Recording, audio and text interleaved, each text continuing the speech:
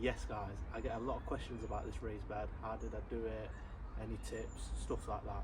The trouble is, when I did it, I didn't take much footage, but I need to do another smaller raised bed with sleepers.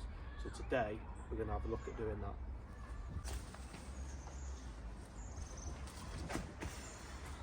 So this is going to be the jungle section, and I'm going to want a raised bed at the back here.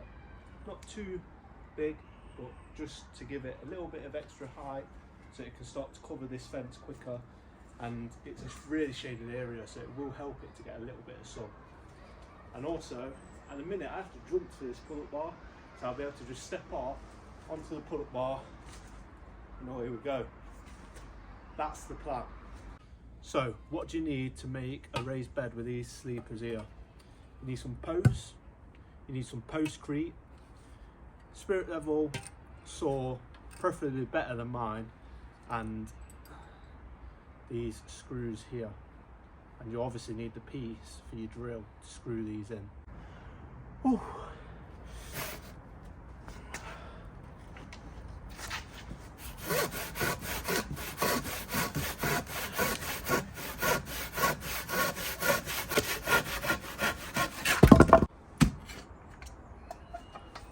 So after making sure the sleepers are the right size and they'll be level where they're going, I'm now digging the hole that the post will go into.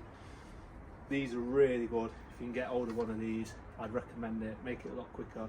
But you can just do this with a spade, just take a little bit longer.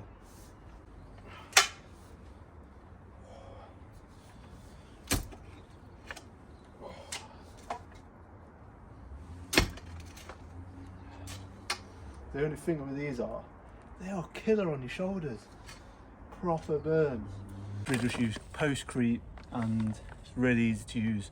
I always just put a little bit of water into the bottom, put the postcrete in, add a little bit more water, then add the postcrete. You kind of can understand how much postcrete and water you need for a mix as you're doing it. This is just a small raised bed. I'm using half a bag of postcrete per post. Now on the raised bed in the middle of my garden, I used a full bag per post just to make sure it was extra sturdy. And then for the pull-up bar, because obviously I needed that to be really sturdy because it's obviously the bar's taking my weight, I used 2 bags per post.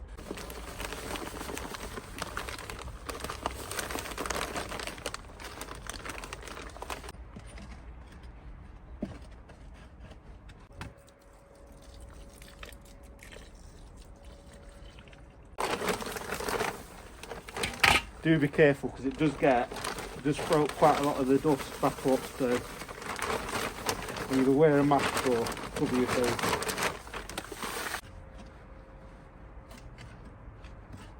This is what it will start to look like until it's set. So now we're going to screw the sleepers to the posts which we have postcreted in. I'd recommend these screws for this. I'd recommend you having an impact driver for this.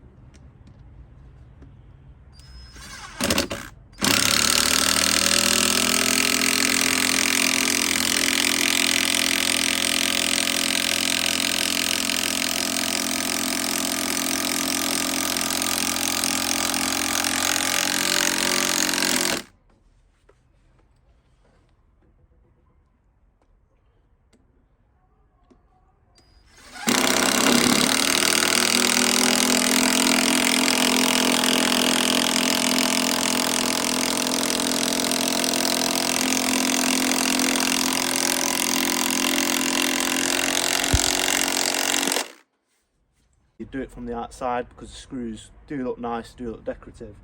What I've done is I've put a piece of wood there so that this isn't going to move when I screw into it. Otherwise, all that would happen would that would move, and then obviously the screw would just go into the wood skew with.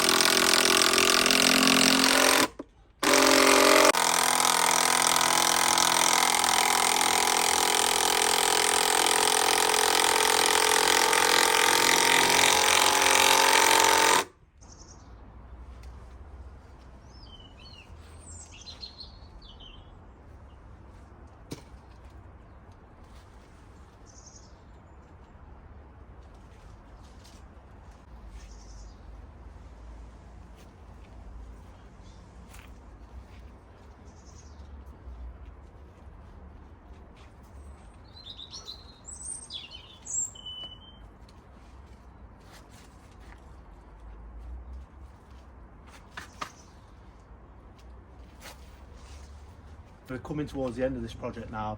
We've been rained off quite a few weekends in a row, so it's good to get out here and finally finish it off.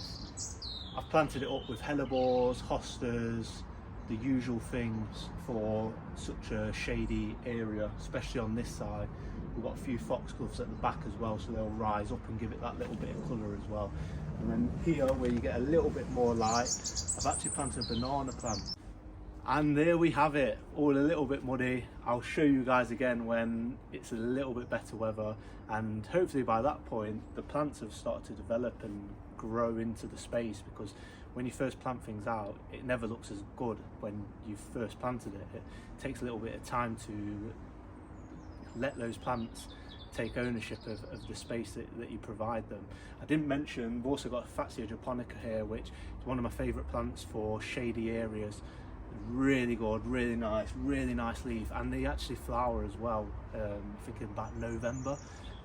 Lovely plant. So if you have got a shady area that you have got a little bit of a spot, a little bit of a gap, I recommend one of them.